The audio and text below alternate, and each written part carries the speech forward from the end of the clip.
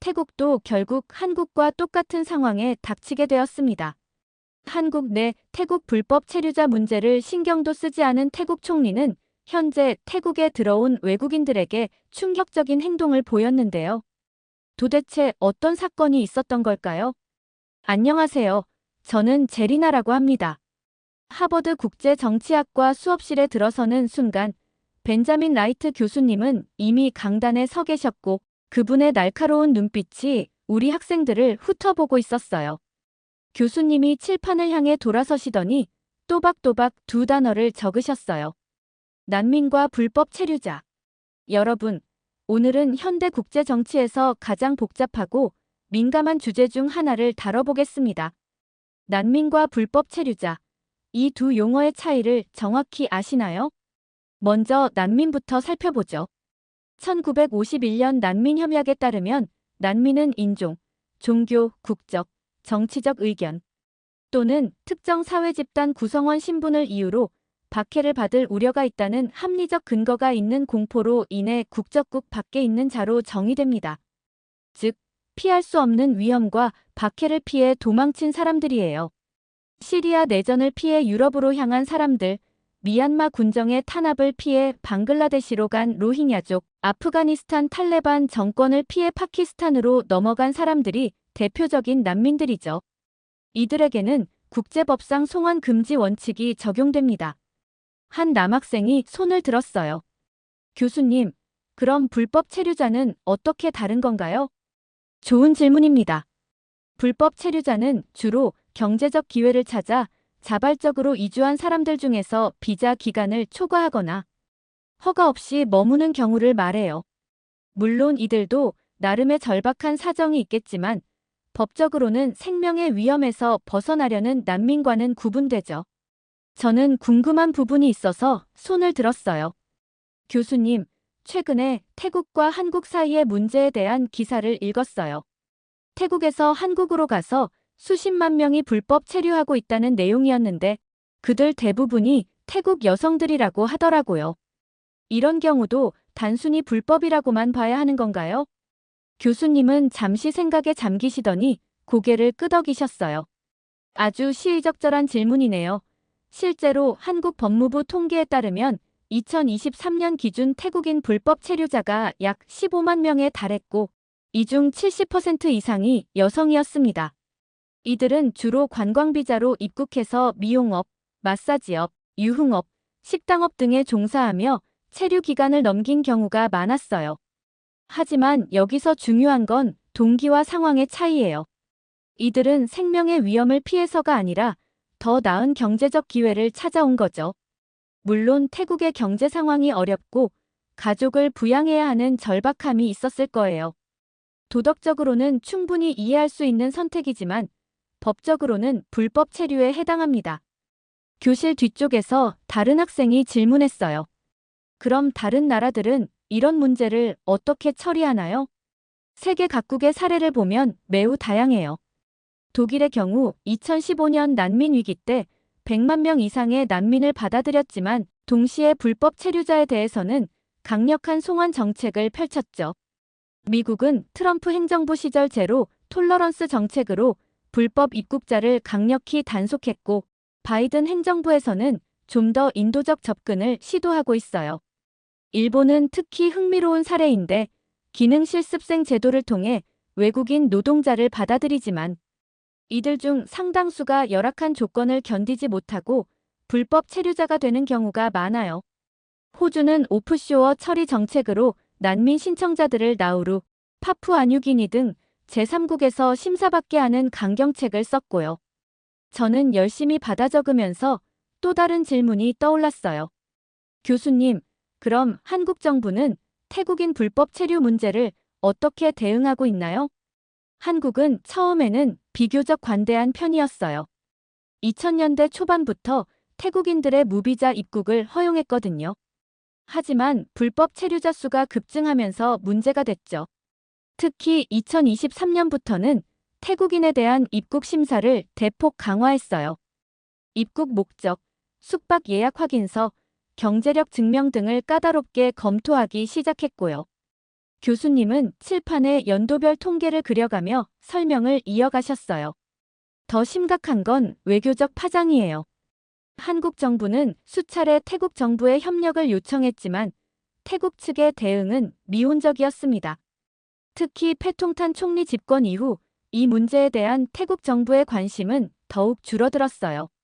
저는 이 문제가 단순히 법적인 차원을 넘어서 국제관계와 인권, 그리고 정치적 이해관계가 복잡하게 얽혀 있다는 걸 느꼈어요. 유럽연합의 경우도 비슷한 딜레마를 겪고 있어요.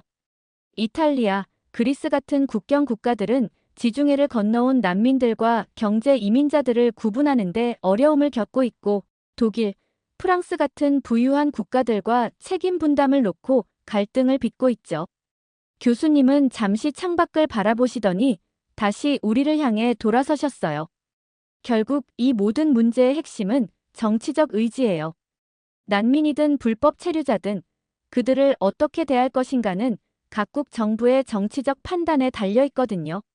먼저 구체적인 사례를 통해 이 문제를 살펴볼까요? 최근 한국 언론에서 다룬 기사들을 보면 상황이 얼마나 심각한지 알 수 있어요. 교수님은 노트북을 열어 스크린에 기사 제목들을 띄우셨어요. 2023년 12월 한국 연합뉴스 보도에 따르면 태국인 불법 체류자, 유흥업소, 마사지업 집중이라는 제목의 기사가 나왔어요. 법무부 출입국 외국인 정책본부 통계를 보면 태국인 불법 체류자의 85% 이상이 유흥업소나 마사지업에 종사하고 있다고 나와 있죠. 한국 외교부가 발표한 한 태 외교장관 회담 결과를 보면 한국 측이 불법 체류 문제 해결을 위한 양자 협의체 구성을 제안했는데 태국 측은 검토하겠다는 애매한 답변만 했어요. 그로부터 6개월이 지났지만 구체적인 답변은 없었죠. 저는 손을 들고 질문했어요. 교수님, 왜 태국 정부는 이렇게 소극적인 태도를 보이는 건가요? 바로 그게 패통탄 총리의 정치적 계산법이에요. 태국 일간지 방콕포스트 사설을 보면 이런 내용이 나와요. 패통탄 총리는 해외 거주 태국인 문제보다 국내 정치적 지지율에만 관심이 있다. 특히 농촌 지역 표심을 의식해서 해외 문제에는 무관심으로 일관하고 있다고 비판했거든요. 교수님의 목소리에 비판적인 톤이 섞여 있었어요. 더욱 가관인 건 태국 국회에서 벌어진 일이에요. 야당 의원이 한국 내 태국인 불법 체류자 문제에 대해 질의했는데 패통탄 총리는 그들이 스스로 선택한 길이라며 책임을 회피했어요. 자국민 보호 의무를 완전히 포기한 거죠. 한국 정부는 그래도 인도적 차원에서 최선을 다했어요. 2024년 3월 서울신문 보도를 보면 출입국사무소에서 불법 체류 태국인들에게 자진 출국 기회를 주고 강제 송환 시에도 기본적인 인권은 보장했다고 나와 있어요. 통역 서비스도 제공하고 의료 진료도 받을 수 있게 했죠. 반면 태국 정부는 어땠을까요? 2024년 4월 태국 주한 대사관이 발표한 자료를 보면 강제 송환된 자국민들에 대한 사후 관리나 지원 프로그램이 전무해요. 그냥 받기만 하고 끝이에요. 이들이 다시 불법 출국을 시도하는 것도 막지 않고요. 결국 한국 정부는 강수를 둘 수밖에 없었어요.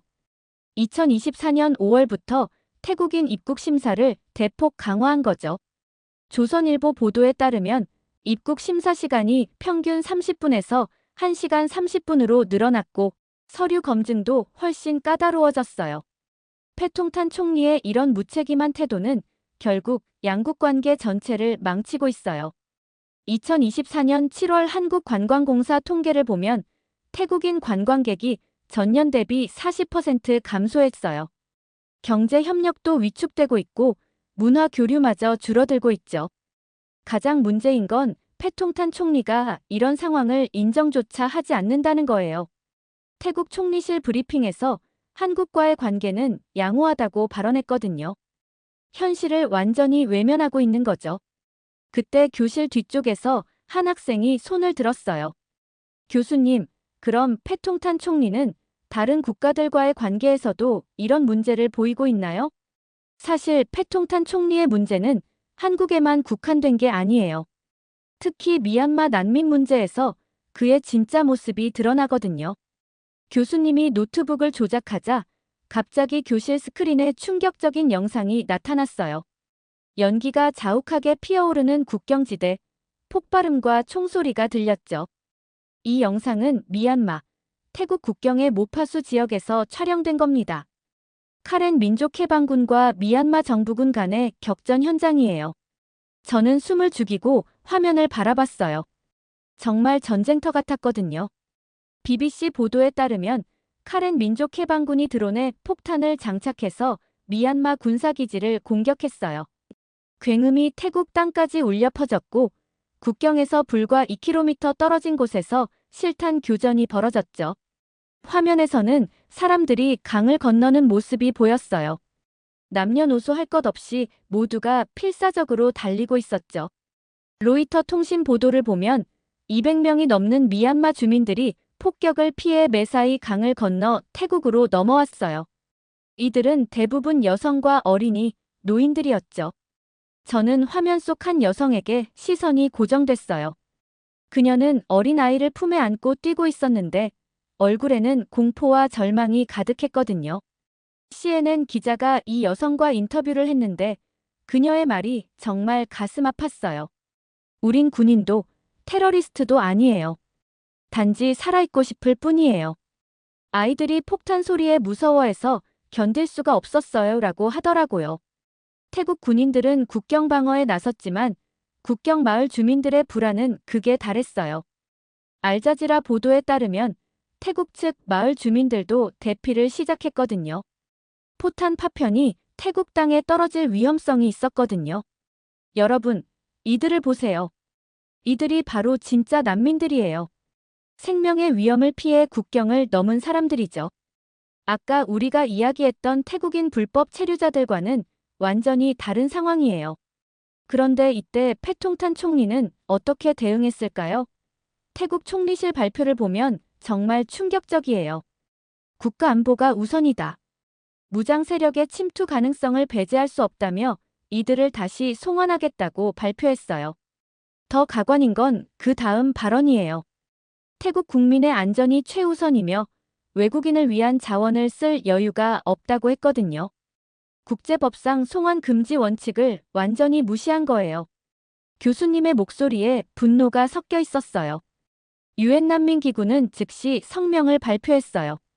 태국 정부는 국제법을 준수하고 난민들을 보호해야 한다고 촉구했죠. 하지만 패통탄 총리는 내정 간섭이라며 반발했어요. 휴먼 라이츠 워치 보고서를 보면 이들이 머물고 있는 임시 수용소의 환경이 정말 열악해요. 화장실도 제대로 없고 의료진도 부족하고 식량도 턱없이 모자라죠. 저는 화면 속 아이들을 보며 마음이 아팠어요. 그 아이들에게 무슨 죄가 있다고 저런 고생을 해야 하는지 말이에요. 가장 문제인 건 패통탄 총리가 이 상황을 정치적으로 이용하고 있다는 거예요. 태국 국회 연설에서 강력한 국경 통제로 국민을 보호하고 있다며 자신의 성과인 양 포장했거든요. 여러분, 이게 바로 정치적 이기심의 극치예요. 진짜 생명의 위험에 처한 난민들을 외면하면서 오히려 그걸 자신의 정치적 업적으로 포장하는 거죠. 저는 속으로 중얼거렸어요.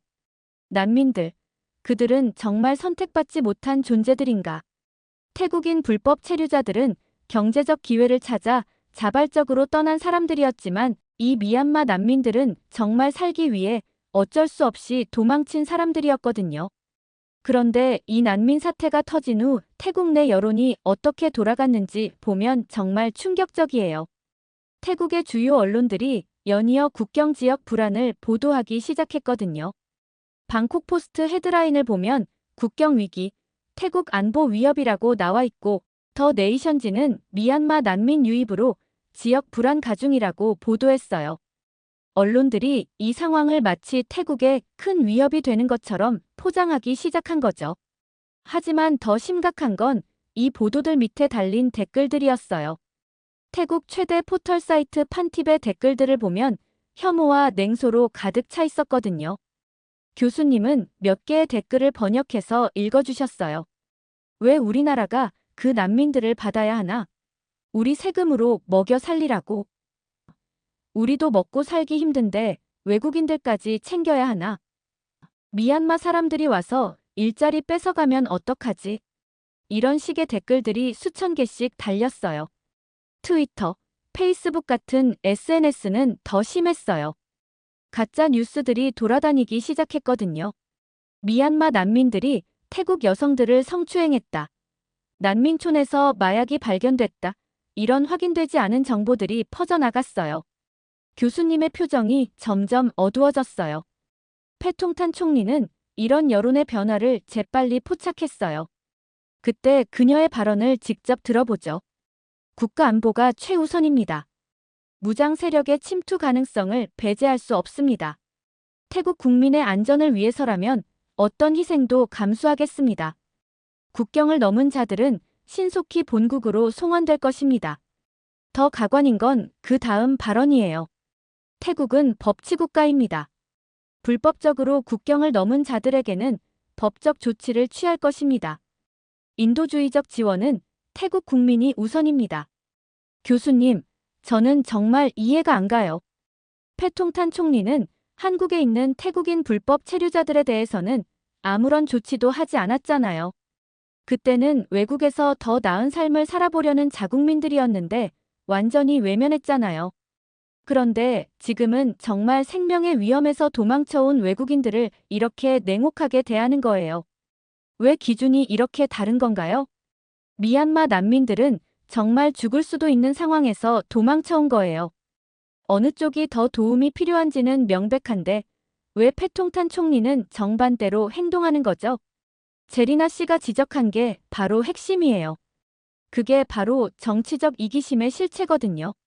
패통탄 총리는 오직 국민 감정에만 영합하고 국제 인권 원칙이나 도덕적 일관성에는 완전히 침묵하고 있어요. 교수님은 화면에 여론조사 결과를 띄우셨어요.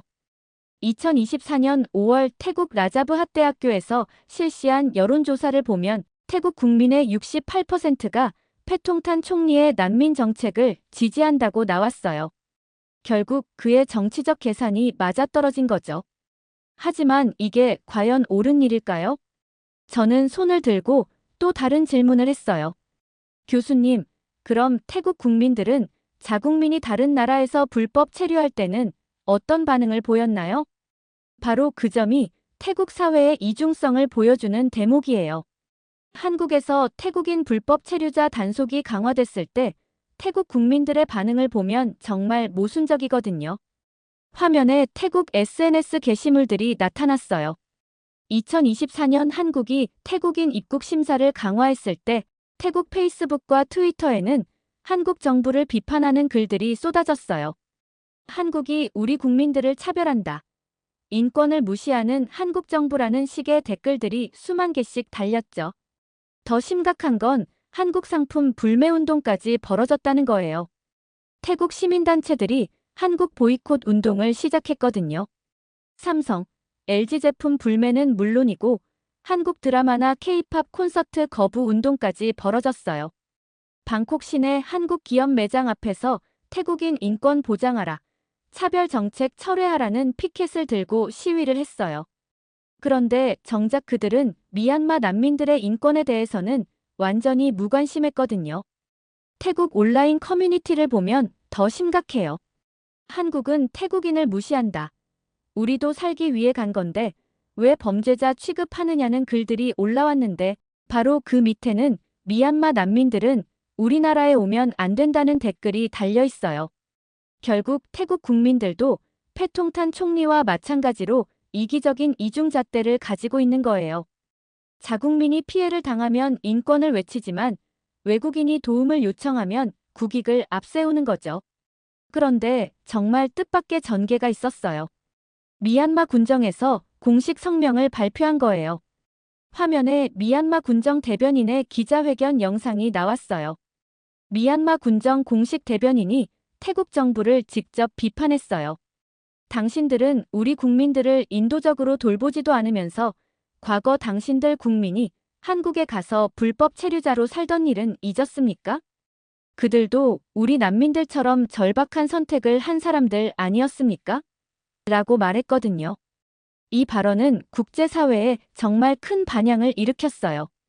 CNN, BBC 같은 주요 외신들이 모두 보도했고 태국의 이중성을 지적하는 국제 여론이 형성되기 시작했거든요. 한국 언론들도 즉시 관심을 가졌어요. 연합뉴스는 과거 태국인 불법 체류를 외면하던 정부, 이제는 난민 거부라는 제목으로 보도했고 태국의 이중 잣대, 국제사회 비판 확산이라는 헤드라인을 뽑았어요. 또 패통탄 총리의 위선, 자국민은 보호 안 하고 난민은 추방이라는 사설을 실었거든요.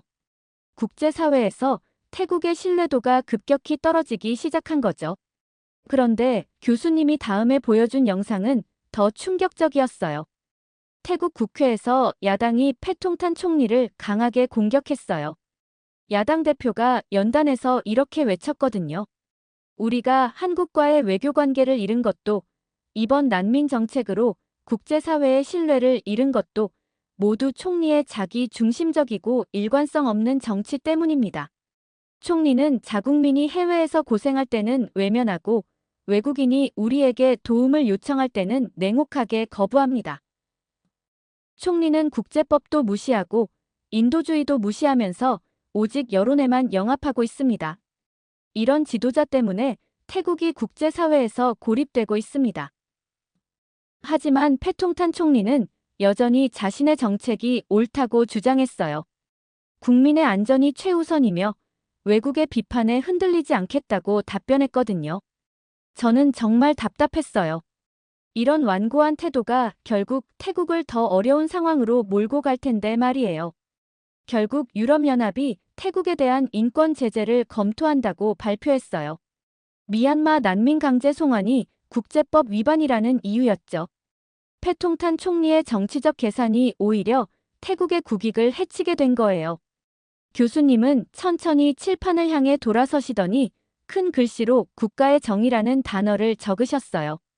여러분, 오늘 우리가 살펴본 태국과 미얀마, 그리고 한국의 사례를 통해 무엇을 배웠나요? 저는 생각을 정리했어요. 태국인 불법 체류자들, 미얀마 난민들, 패통탄 총리의 이중잣대, 태국 국민들의 모순적 태도, 이 모든 것들이 단순한 국경 문제가 아니라 훨씬 깊은 의미를 담고 있다는 걸 깨달았거든요. 제리나 씨, 어떻게 생각하세요? 교수님, 저는 이번 강의를 통해서 난민 문제나 불법 체류 문제를 넘어서 정치의 비겁함과 국제관계의 이중성을 보게 된 것 같아요. 패통탄 총리만의 문제가 아니라 우리 모두가 가지고 있는 이기심의 반영인 것 같거든요. 정확한 관찰이에요. 여러분에게 마지막으로 질문을 하나 던지고 싶어요. 국가는 과연 누구의 생명을 선택할 자격이 있을까요? 태국 정부는 자국민이 외국에서 불법 체류할 때는 외면했지만 외국인이 생명의 위험에서 도망쳐왔을 때는 추방했어요. 한국 정부는 인도적 차원에서 최선을 다했지만 결국 자국의 이익을 우선시했죠. 미얀마 정부는 자국민을 박해해서 난민을 만들어냈고요. 결국 모든 국가가 생명의 가치를 정치적으로 계산하고 있는 거예요. 도움을 주는 것도 거부하는 것도 모두 정치적 이해관계에 따라 결정되는 거죠. 여러분, 우리는 오늘 난민을 보고 불법 체류자를 보고 국경을 봤지만 결국 우리가 마주한 건 거울일지도 모릅니다. 우리 자신의 윤리와 우리가 만든 지도자들의 민낯을 비춰주는 거울 말이에요. 저는 그 말씀에 깊이 공감했어요. 패통탄 총리의 이기적인 정치, 태국 국민들의 이중성, 국제사회의 무력함, 이 모든 게 결국 우리 인간의 한계를 보여주는 거울이었던 거죠.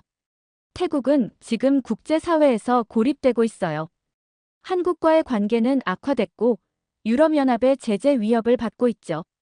미얀마 난민 문제는 여전히 해결되지 않았고 인권 침해는 계속되고 있어요. 이 모든 게 한 지도자의 정치적 이기심에서 시작된 거예요.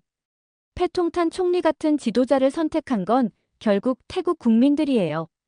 그리고 그들의 이중적 태도를 보면서 우리도 과연 다를까 하는 생각이 들어요. 우리도 우리에게 유리할 때는 인권을 외치고 불리할 때는 국익을 앞세우지 않을까요? 저는 노트를 덮으며 다짐했어요. 앞으로 이런 국제 문제들을 더 깊이 공부하고 언젠가는 실질적인 해결책을 제시할 수 있는 사람이 되고 싶다고 말이에요. 이렇게 태국 정부와 국민들의 이중적인 태도를 다룬 사연 어떻게 들으셨나요? 태국의 잘못은 알지 못하고 내로남불의 생각을 갖고 있다는 사실에 충격을 받게 되었습니다. 여러분들의 의견은 어떠신가요? 다양한 의견을 댓글을 통해 공유해주세요. 영상 시청 감사드리고 구독과 좋아요 부탁드립니다. 만약 한국의 기술을 배운 나라가 한국을 버리고 다른 나라의 기술을 팔아넘기려고 하면 어떤 일이 일어날 것 같나요? 기술 약탈은 한국가가 긴 시간 동안 쌓아온 지적 재산을 침해하는 것입니다. 기술의 그림자에는 이런 추악한 짓을 벌이는 나라가 있습니다. 도대체 이 충격적인 사건은 무엇일까요? 안녕하세요. 제 이름은 로사입니다. 보스턴 대학교를 다니고 있는 학생이에요. 오늘은 제가 경험한 흥미로운 수업 시간에 관한 이야기를 들려드릴게요. 윌슨 교수님은 항상 그렇듯 강의실에 들어오자마자 흥미로운 주제로 우리의 주의를 끌었어요. 교수님의 수업은 항상 현실 사례로 가득 차 있었죠. 여러분, 오늘은 국가 간 기술 경쟁의 그림자에 대해 이야기해 보겠습니다. 21세기의 패권 경쟁은 더 이상 군사력만으로 결정되지 않습니다. 기술력이 새로운 무기가 되었죠. 역사적으로 국가 간 기술 약탈의 사례는 셀 수 없이 많습니다. 19세기 영국의 산업혁명 기술이 불법적으로 미국으로 유출된 사례부터 시작해 볼까요? 스크린에는 18세기 말 영국의 방직기 설계도가 나타났어요. 사무엘 슬레이터라는 영국인이 당시 엄격히 금지되었던 방직기 설계도를 머릿속에 암기한 후 미국으로 건너가 미국 최초의 방직 공장을 세웠죠. 이것이 미국 산업혁명의 시작이었습니다. 더 현대적인 사례로는 냉전시대 소련의 미국 기술 스파이 활동이 있어요. 소련은 체계적으로 미국의 군사 및 우주 기술을 빼내기 위한 프로그램을 운영했습니다. 교수님은 잠시 물을 마시고 계속했어요. 2000년대 들어서는 더욱 정교해졌습니다. 2009년 중국 해커들이 미국 F-35 전투기 설계 데이터를 유출한 사건 혹은 최근 반도체 기술을 둘러싼 중국의 산업 스파이 활동 등이 대표적이죠. 특히 한국의 사례를 보면 2018년 중국 기업들이 삼성과 SK 하이닉스의 메모리 반도체 기술자들을 높은 연봉으로 스카우트의 기술을 빼내려 한 사건이 있었습니다. 한국 정부는 이를 국가 핵심 기술 유출로 규정하고 강력 대응했죠. 이러한 기술 유출은 단순한 산업 스파이 수준을 넘어 국가 안보의 문제로 발전하고 있습니다. 한 국가의 수십 년 연구 개발 성과가 단시간에 경쟁국으로 넘어가는 현상은 국제 질서에도 큰 영향을 미치고 있어요. 오늘은 이러한 사례와 다른 방식으로 기술력 약탈에 대해 살펴보겠습니다. 교수님은 태국을 언급하며 태국의 충격적인 상황을 설명하셨어요. 2024년 패통탄 친나와 태국 총리는 중국과의 협력을 강화하는 정책을 공식화했습니다. 여러분, 이것이 단순한 외교적 결정이었을까요? 패통탄 총리가 공식적으로 내세운 이유는 세 가지였습니다. 첫째, 태국 경제의 안정과 성장이었죠. 그는 태국이 글로벌 공급망의 중심이 되어야 한다고 주장하며 중국과의 협력이 필수적이라고 강조했습니다. 스크린에는 태국 총리의 기자회견 영상이 나왔어요. 그는 자신감 넘치는 표정으로 태국의 밝은 미래를 약속하고 있었죠. 둘째, 중국의 기술 발전 가능성을 강조했습니다. 중국의 첨단 기술을 받아들이면 태국도 미래 산업을 선도할 수 있다며 기술 협력의 중요성을 역설했죠. 저는 이 부분에서 의문이 생겼어요. 정말 기술 협력이 그렇게 단순한 것일까? 하고요. 셋째, 한국 기업들의 투자 감소를 언급했습니다. 특히 한국 기업들의 투자가 줄어들자 이 공백을 중국이 채울 것이라고 발표했죠. 교수님은 갑자기 화면을 멈추고 우리에게 질문을 던지셨어요. 하지만 여러분, 표면적인 이유 이면에는 무엇이 있을까요?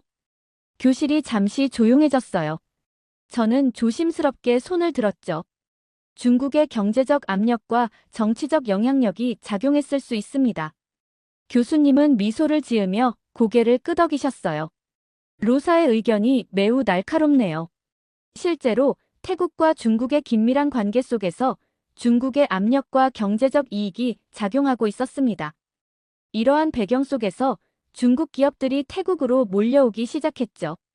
교수님은 이어서 충격적인 자료를 보여주셨어요.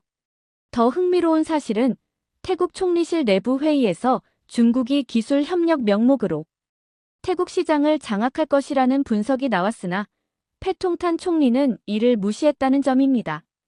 패통탄 총리는 태국은 아시아의 기술 강국이 될 것이라며 친중 정책을 홍보했지만 실제로는 중국 기업들에게 유리한 계약들이 다수 포함되어 있었습니다. 이제 태국 내 한국 기업들의 상황에 대해 살펴보겠습니다. 스크린에는 태국 내 한국 기업들의 공장 사진들이 나타났어요. 현대자동차의 대형 생산 라인, 삼성전자의 첨단 설비들이 보였죠. 태국 내 한국 기업들은 20년 이상 현지 공장을 운영하며 기술 이전을 진행해왔습니다. 특히 몇몇 핵심 산업에서 한국의 기술이 태국에 남아있게 되었죠. 교수님은 구체적인 사례들을 하나씩 짚어 나가셨어요. 첫째, 자동차 부품 및 전기차 배터리 제조 기술입니다. 현대자동차와 LG에너지솔루션이 태국에 진출하면서 관련 기술들이 현지화되었죠. 둘째, 반도체 및 디스플레이 관련 생산 기술입니다. 삼성과 SK하이닉스가 태국의 생산 시설을 운영하면서 상당한 기술적 노하우가 축적되었습니다. 셋째, 첨단 가전제품 및 AI 스마트 공장 시스템입니다. LG전자와 삼성전자가 태국 내에서 운영한 생산 시스템은 세계 최고 수준이었죠. 그런데 교수님의 표정이 갑자기 심각해졌어요. 하지만 태국의 친중 정책과 점점 고조되는 반한 감정, 그리고 한국 기업들이 직면한 자국민의 안전으로 인해 많은 한국 기업들이 태국에서 철수하기 시작했습니다. 이로 인해 한국 기술에 의존하던 태국 기업들이 어려움을 겪기 시작했습니다. 그리고 바로 이때 중국 기업들이 태국 기업들을 상대로 적극적인 협력을 제안하게 됩니다. 교수님은 중국 기업들의 전략에 대해 설명하셨어요. 우리가 자본을 투자할 테니 기술 개발을 함께하자라는 논리였죠. 표면적으로는 상생의 파트너십처럼 보였지만 실상은 어떨까요? 저는 손을 들고 질문했어요. 중국 기업들이 한국 기술을 가져가려는 의도가 있었던 건가요? 교수님은 고개를 끄덕이셨어요. 매우 날카로운 질문입니다. 실제로 중국의 대형 IT 기업들이 태국 정부와 비밀리에 계약을 맺고 태국 기업과의 협력을 시작했다는 정보가 있습니다. 더 흥미로운 것은 일부 태국 공장 관계자들이 중국 기업이 필요 이상으로 기술 정보를 알고 있다며 의문을 품기 시작했다는 점이죠. 이는 중국 기업들이 이미 한국 기술에 대한 정보를 어느 정도 확보하고 있었음을 암시합니다. 저는 이 상황이 얼마나 복잡한지 실감했어요. 한 국가의 기술이 다른 국가로 유출되는 과정이 단순히 기업들 간의 문제가 아니라 국가 안보와 국제 정치의 문제로 확장되는 것을 보고 있었죠. 로사, 당신이 태국 정부의 경제 고문이라면 이런 상황에서 어떤 조언을 할 건가요? 교수님이 갑자기 저에게 질문하셨어요. 저는 잠시 생각한 후 대답했어요. 단기적 경제 이익보다 장기적 기술 독립성을 고려해야 할 것 같습니다. 중국의 투자는 받되 핵심 기술 분야에서는 자체 역량을 키우는 방향으로 정책을 설계할 것 같아요. 교수님은 만족스러운 표정으로 고개를 끄덕이셨습니다. 매우 균형 잡힌 관점입니다. 교수님은 제 이야기를 듣고 새로운 슬라이드로 넘어가셨어요. 스크린에는 중국 기업의 전략적 기술 확보라는 제목이 보였죠. 이제 가장 흥미로운 부분입니다. 중국 기업들이 어떻게 태국 내 한국 기술에 접근하려 했는지 살펴보겠습니다. 중국 기업들은 결코 단순한 투자자가 아니었습니다. 그들은 다양한 방법을 통해 태국 내 한국 기술을 확보하려 했죠. 교수님은 손가락을 들어 첫 번째 요점을 강조하셨어요. 첫째, 기술 이전 계약을 통한 접근입니다. 중국 기업들은 태국 기업들과의 합작 투자를 제안하며 한국 기업이 남긴 기술을 함께 활용하자고 제안했습니다. 스크린에는 중국과 태국 기업 간의 MOU 체결 사진이 나타났어요. 이런 계약들은 표면적으로는 상호 이익을 위한 것처럼 보였지만 계약 세부 조항을 보면 기술 이전에 관한 내용이 매우 구체적이었습니다. 중국 측이 거의 모든 기술 정보에 접근할 수 있도록 설계되었죠. 저는 이런 계약의 법적 측면이 궁금했어요. 교수님, 이런 계약이 국제법상 문제는 없나요? 국제법상으로는 그레이 영역에 있습니다. 기술 소유권이 복잡하게 얽혀 있기 때문이죠. 원래 기술은 한국 기업의 것이었지만 태국에서 현지화된 기술은 누구의 것인지 명확하지 않은 경우가 많아요. 교수님은 두 번째 방법으로 넘어가셨어요. 둘째, 현지 엔지니어 채용 증가입니다. 중국 기업들은 한국 기업에서 일했던 태국 엔지니어들을 고액 연봉으로 스카우트하기 시작했죠. 스크린에는 한 차트가 나타났어요. 중국 기업들이 제시한 연봉이 기존 태국 내 평균 연봉보다 3배 이상 높다는 통계였어요. 이 엔지니어들은 한국 기업에서 5년에서 10년 이상 일하며 핵심 기술과 프로세스를 익힌 인력들이었습니다. 그들을 통해 중국 기업들은 공식적인 문서에 없는 암묵직까지 확보하려 했죠. 교실에서 한 학생이 손을 들었어요. 그건 불법 아닌가요? 교수님은 고개를 끄덕이셨어요. 기술적으로는 비밀 유지 계약 NDA를 위반할 수 있지만 실제 법적 대응은 매우 어렵습니다. 지식과 경험은 사람의 머릿속에 있으니까요. 셋째, 데이터 접근 시도입니다. 중국 기업들은 태국 정부와 협력하여 한국 기업들이 남긴 연구, 데이터 및 설계도를 분석하려는 움직임을 보였습니다. 교수님은 실제 사례를 보여주셨어요. 중국의 한 대형 전자기업은 태국 정부와 디지털 인프라 구축 계약을 맺었습니다. 그런데 이 계약에는 산업 데이터 접근 권한이라는 작은 조항이 포함되어 있었죠. 이 조항을 통해 그들은 태국 내 모든 제조업 관련 데이터베이스에 접근할 수 있게 되었습니다. 저는 충격을 받았어요. 이런 방식으로 국가 간 기술 유출이 일어나는 것이 놀라웠죠. 그러나 태국 내 일부 경제 전문가들은 이를 심각하게 우려했습니다. 중국이 단순한 투자자가 아니라 태국을 기술 수집 기지로 활용하려는 것이라는 경고가 나오기 시작했죠. 더 놀라운 것은 지난달 한 태국 정부 관계자가 익명으로 중국 기업들이 한국 기술 데이터를 특별히 요청하고 있다고 폭로한 사건입니다. 이 관계자는 중국 기업들이 특히 반도체와 배터리 관련 기술에 관심을 보였다고 증언했습니다. 교실 내 분위기가 긴장됐어요. 국제 정치의 어두운 면이 눈앞에 펼쳐지고 있었죠. 중국 기업들의 접근은 여기서 그치지 않았습니다. 그들은 태국 내 대학과 연구소에도 접근하여 기술 협력 명목으로 자료를 요청했습니다.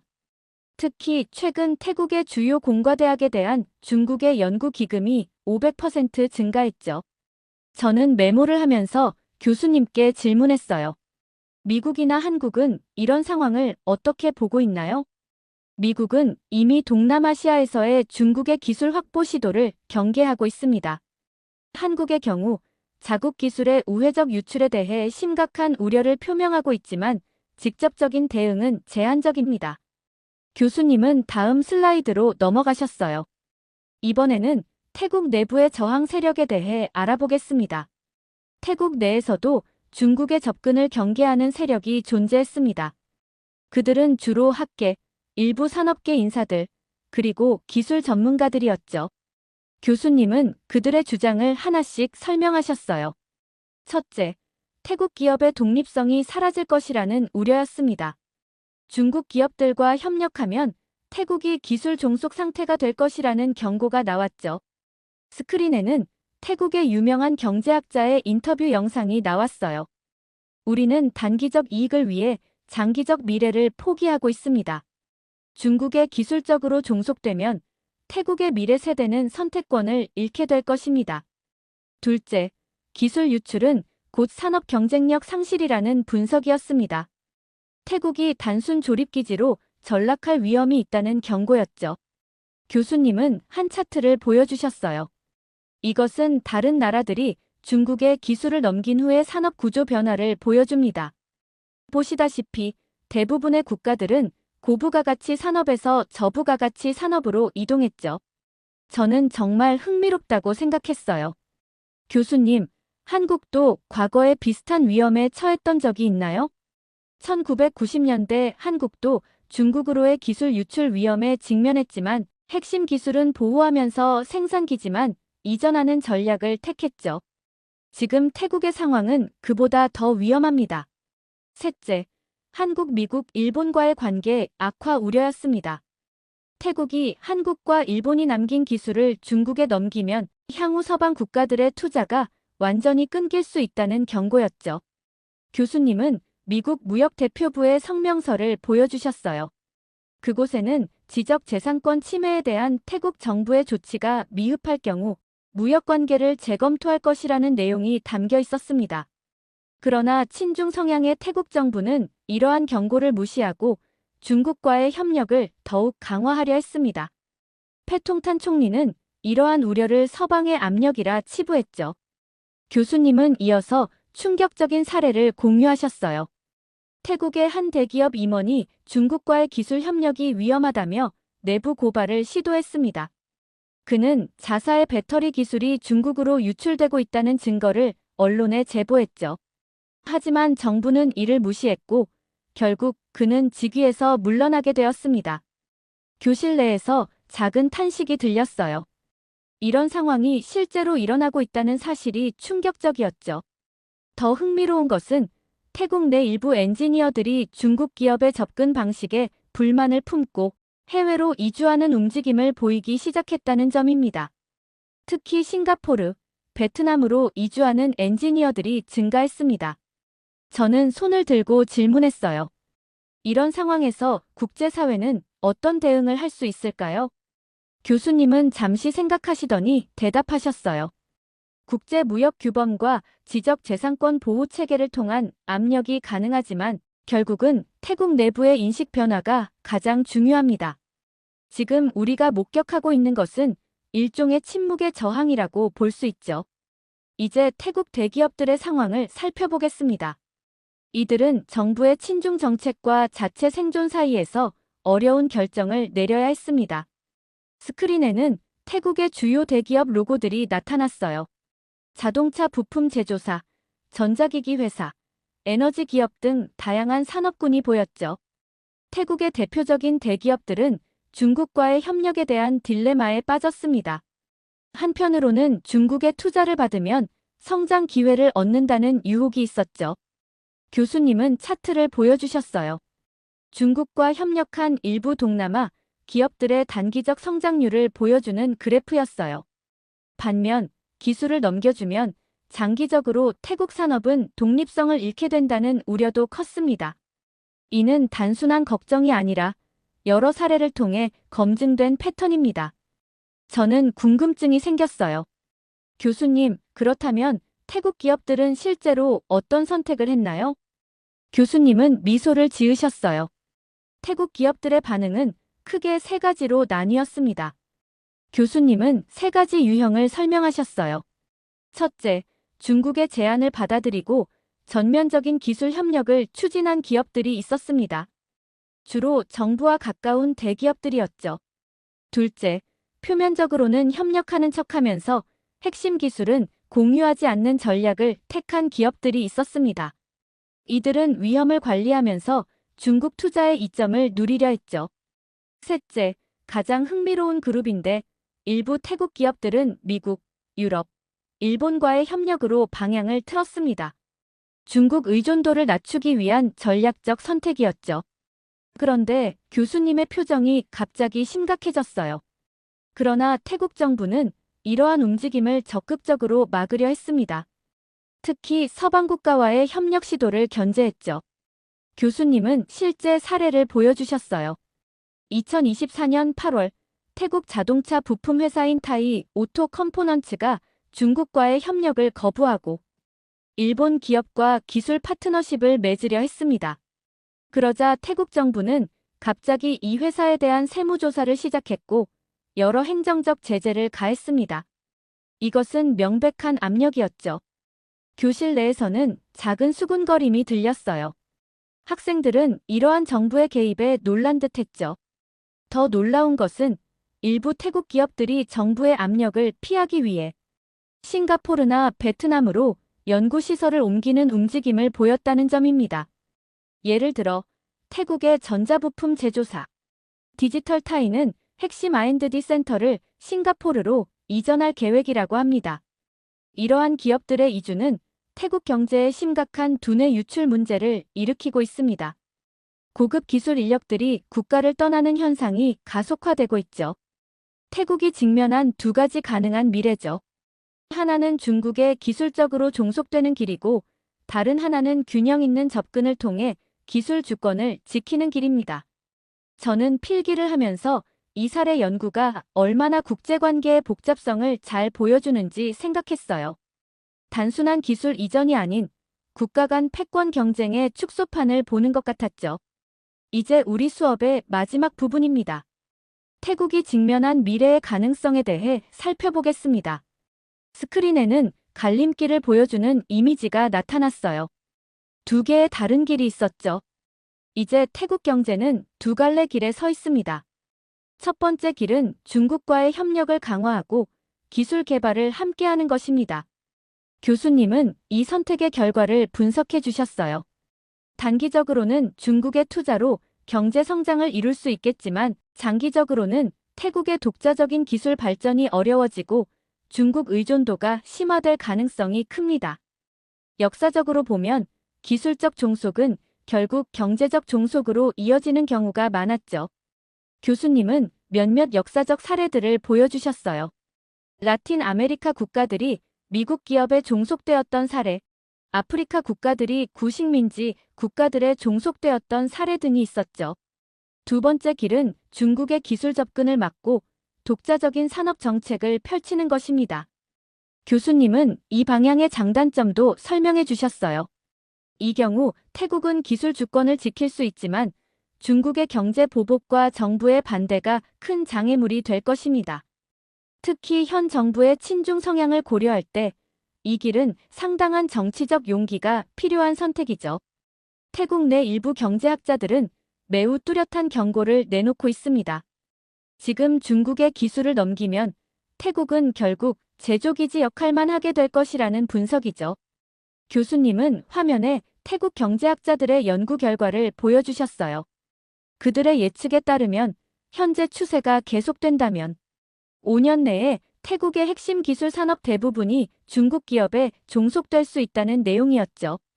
더 우려스러운 전망은 서방과의 협력까지 단절되면 태국 산업 경쟁력은 완전히 붕괴할 수 있다는 것입니다. 미국, 일본, 한국, 유럽 등의 투자와 기술 협력이 중단된다면 태국은 균형 잡힌 발전을 이루기 어려울 것입니다. 저는 손을 들고 질문했어요. 교수님, 현재 상황에서 태국이 가장 현명한 선택은 무엇일까요? 이상적으로는 균형 잡힌 접근이 필요하죠. 중국과의 협력을 완전히 거부할 필요는 없지만 핵심 기술 분야에서는 다양한 국가들과 협력하며 자체 역량을 키우는 전략이 중요합니다. 교수님은 결론으로 이렇게 말씀하셨어요. 이 사례 연구는 단순한 태국의 이야기가 아닙니다. 이것은 오늘날 많은 개발도상국들이 직면한 딜레마를 보여줍니다. 기술과 경제 발전을 위해 강대국에 의존하면서도 어떻게 자국의 주권과 장기적 이익을 지킬 것인가의 문제죠. 수업이 끝나고 저는 제 노트북을 정리하면서 깊은 생각에 잠겼어요.